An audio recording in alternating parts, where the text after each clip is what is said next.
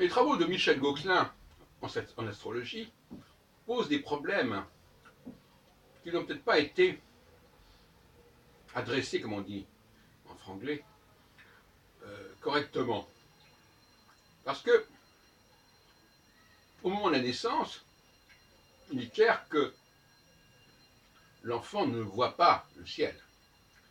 Donc on ne peut pas dire qu'il est né en regardant le ciel et en choisissant le moment de naître. On ne peut pas dire non plus que sa mère voit les choses, voit le ciel. Donc tout se passe comme si le ciel agissait sur nous à notre insu. Mais ce n'est pas si simple que cela. À notre insu, ça a été compris par certaines personnes comme un processus qui ne passe pas par la conscience, en quelque sorte, ni même la subconscience. Or, c'est là que nous sommes différents avec certaines personnes. Nous pensons que, à notre insu, c'est à l'insu de la conscience, mais non pas de la subconscience. Ce qui veut dire que, au niveau de ce que j'appellerais donc notre appareil sensoriel, il y a une partie de cet appareil sensoriel qui a un mode de fonctionnement subconscient. Ça n'a rien de surprenant en soi. Nous avons tout un organisme interne qui fonctionne de manière à peu près subconsciente. Même si nous pouvons consciemment décider de boire, décider d'évacuer, décider de nous soulager, décider d'éjaculer, etc., etc. Mais néanmoins, il est en grande partie subconscient. Ce qui veut dire que il y a une perception de certaines données, mais elle est subconsciente.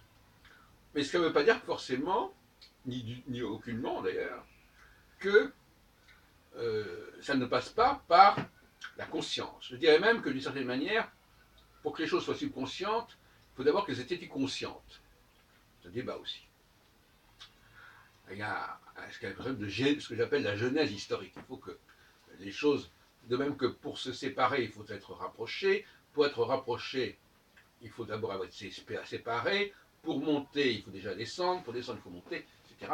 Donc il y a toujours un processus dialectique et duel. Donc, les travaux de Gauquelin, pour ne parler que d'eux, parce que ce sont ceux qui sont les plus établis sur le plan statistique, il faut dire les choses comme elles sont.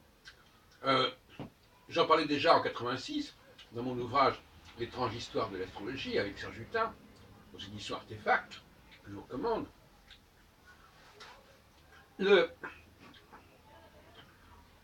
Tout se passe comme si nous fonctionnions de façon subconsciente. Mais je suis en contradiction avec ces astrologues qui utilisent par exemple des planètes comme Uranus, Neptune ou Pluton, comme les astéroïdes, qui ne sont pas visibles à l'œil nu. Et par conséquent, qui ne sont pas captés au niveau de notre appareil anatomique. Si on peut dire. Et il y a une autre école d'astrologie qui, elle, et qui est d'ailleurs actuellement dominante, qui, elle, dit, ben, puisque c'est à notre insu, au fond, ça peut très bien être des planètes qu'on ne connaissait pas à l'époque. Moi, je dis absolument pas. Des planètes comme Saturne, Jupiter, toutes les planètes que signale Gauquelin sont toutes des planètes qu'on voit à l'œil nu. Il n'a jamais trouvé de résultat pour des planètes qu'on ne voyait pas à l'œil nu. Ça paraît tout à fait révélateur et les astrologues ne tiennent pas compte de ils prennent ce qui les arrange, mais ils ne tiennent pas compte de ce qui ne les arrange pas. Donc, sur le Gauquelin, ne vont pas du tout à l'encontre de l'idée selon laquelle les astres agissent subconsciemment, mais par rapport à une capacité sensorielle qui doit exister. C'est-à-dire qu'on ne peut pas capter des choses qui n'ont pas été d'abord captées consciemment avec notre dispositif organique. Je parle au niveau de l'histoire, je parle de la phylogénèse, je parle de l'histoire de l'humanité, je ne parle pas de l'individu. Il faut bien comprendre que tout cela ne se situe pas à l'échelle de l'individu. C'est un héritage, c'est une hérédité, c'est une génétique qui nous permet de capter des informations qui sans passer par la conscience. Bien sûr, l'astronome, ce qui distingue d'ailleurs l'astrologue de l'astronome.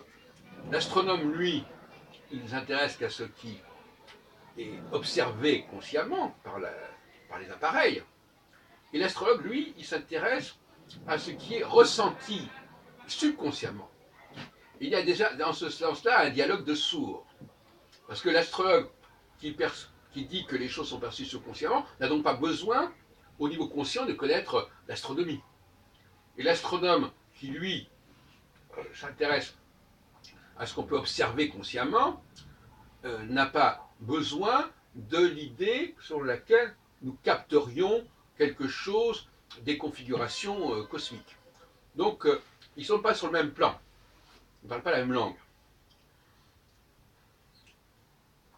Donc, ce que je voudrais vous dire aujourd'hui, c'est cela. C'est-à-dire que le subconscient implique un stade antérieur de conscience. Et nous sommes donc dans une sorte de dualité avec en nous-mêmes des éléments que nous captons consciemment et des éléments que nous captons subconsciemment. Et souvent, le subconscient prend le relais du conscient, mais parfois c'est l'inverse. Par exemple, dans le domaine médical, l'intervention se fait consciemment parce qu'il y a une carence au niveau de la subconscience. Et inversement, lorsque nous ne captons pas certaines choses consciemment, nous les captons néanmoins subconsciemment.